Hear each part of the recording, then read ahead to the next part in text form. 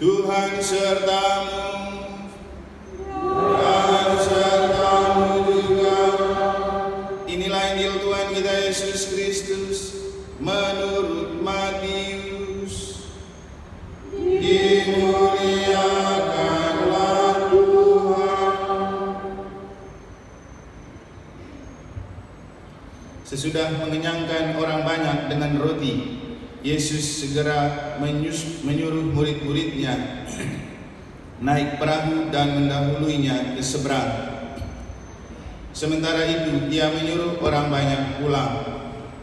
Setelah orang banyak itu disuruhnya pulang, Yesus mendaki bukit untuk berdoa seorang diri. Menjelang malam ia sendirian di situ.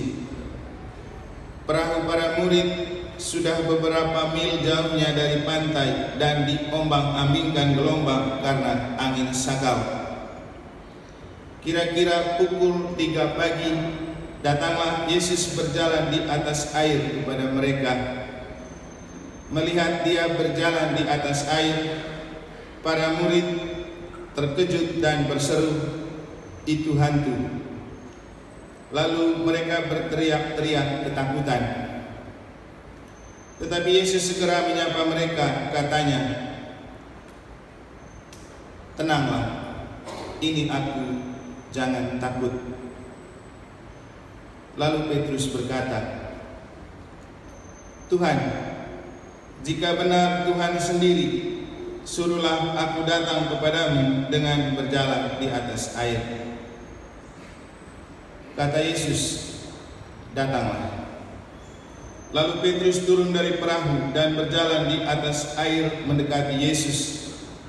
Tetapi ketika dirasakannya tiupan angin, Petrus menjadi takut dan mulai tenggelam, lalu berteriak, "Tuhan, tolonglah aku." Segera Yesus mengulurkan tangannya, memegang Petrus dan berkata, "Hai orang yang kurang percaya, mengapa engkau bimbang?" Keduanya lalu naik ke perahu dan angin pun reda. Orang-orang yang ada di perahu menyembah dia, katanya, "Sesungguhnya engkaulah Putra Allah."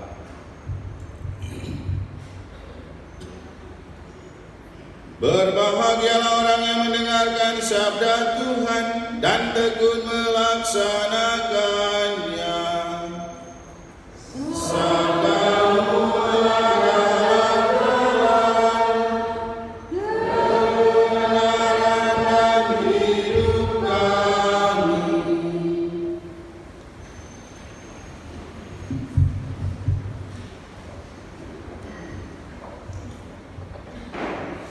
Bapak Ibu saudara-saudari, umat beriman sekalian yang saya kasihi dalam Tuhan.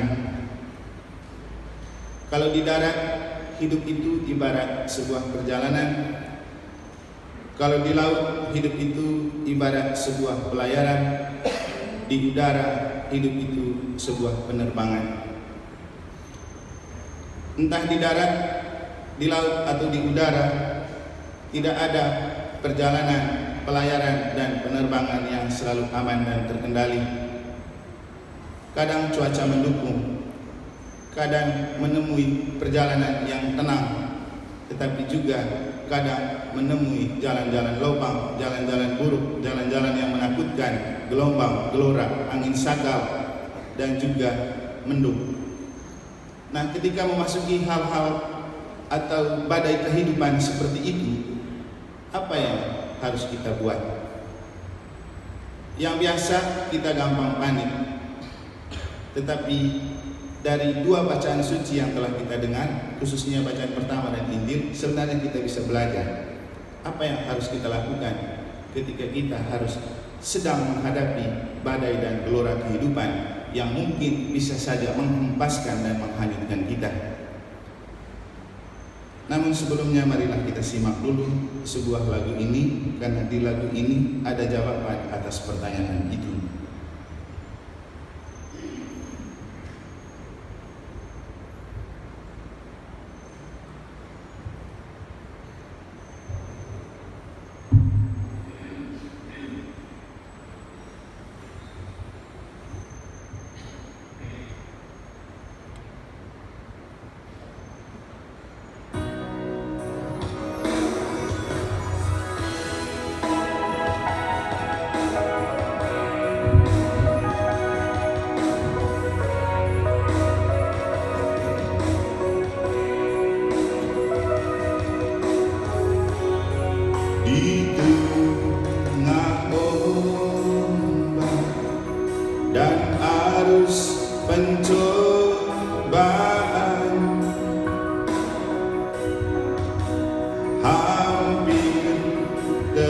hilang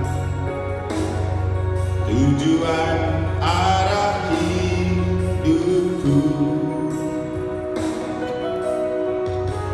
bagaikan kapal yang selalu diombang-ambingkan,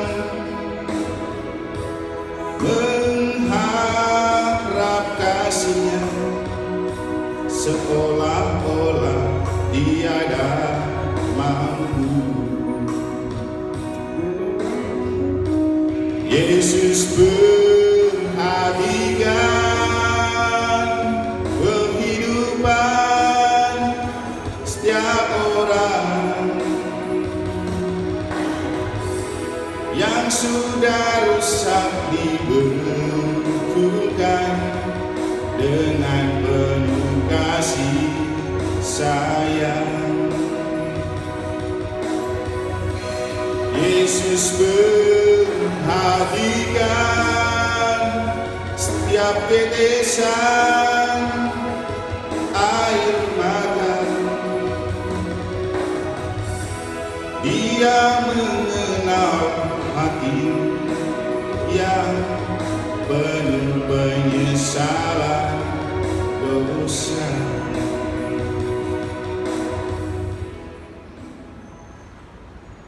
Bapak Ibu, ketika kita memasuki gelombang gelora kehidupan yang punya potensi untuk menghempaskan hidup kita, menghanyutkan hidup kita, justru pada saat itulah Yesus datang. Persis seperti ketika Petrus dan kawan-kawan terhempas oleh angin sakal, ombak yang keras yang membuat mereka ketakutan di tengah laut.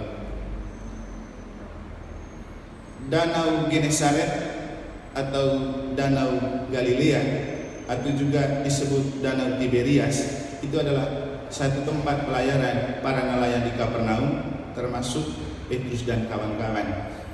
2 kali saya coba berlayar di tempat itu waktu ke Tanah Suci, dan memang ombak dan anginnya kencang. Kita sempat ketakutan, tapi karena perahunya banyak, perahu wisata, jadinya tidak takut. Dan di kapal itu mereka biasanya setel lagu-lagu yang ngetren dari negara kita masing-masing supaya bisa berjalan sambil bergoyang menikmati ombak. Lalu sampai di tengah laut kita kibarkan bendera Indonesia Raya sambil menyanyikan lagu Indonesia Raya. Tapi yang ingin saya mau katakan bahwa Danau Tiberias, Danau Genesaret atau Danau Galilea, tempat di mana banyak diceritakan di dalam kitab suci juga pada hari ini, itu memang tempat-tempat yang serem. Anginnya kencang, gelombangnya besar. Nah, apalagi kalau jalannya di laut lepas, siapa tidak takut? Ini adalah lukisan perjalanan hidup kita yang memang tak selalu aman, nyaman, tentram, dan damai. Begitu juga dalam keluarga, dalam pekerjaan, dan dalam apa saja.